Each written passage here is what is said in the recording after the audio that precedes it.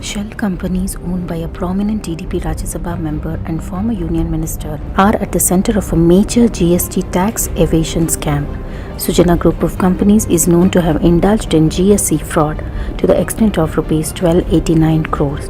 GST officials traced the trail based on a fake invoice system through which illegal input tax credit to the extent of Rs 225 crores was availed in the last 1.5 years once GST was put in place.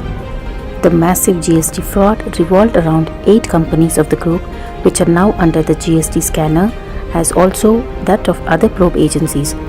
NJS Sridhar Reddy, who is a director of Bharani Commodities Private Limited in Nagarjuna Hills of Hyderabad, was arrested and remanded to Chanchalguda jail.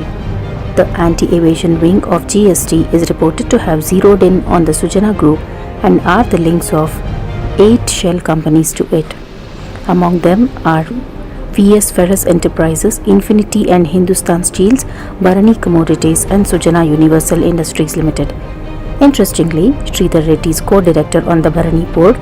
B. Krishna Reddy is also a director of Sri Ganga Steel Enterprises Limited, which is already under investigation by the Enforcement Directorate. GST officials are probing into the system created by the companies of using fake invoices without supply of any goods and services. The illegal input tax credit and GST returns were in turn used by these shell companies as collateral securities to borrow money from banks to the tune of more than Rs 700 crores. It's learned that the fake invoices centered around supply of steel bars and TMT bars.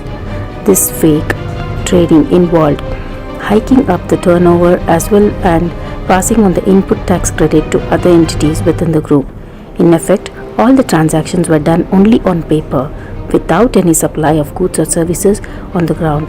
This entire fraud had been going on for more than 18 months now. The GST probe further revealed that these companies availed themselves of credit facilities without fulfilling the mandatory obligation of providing required collateral securities. This has prompted the GST officials to rope in other agencies to widen the scope of the investigation, it is learned.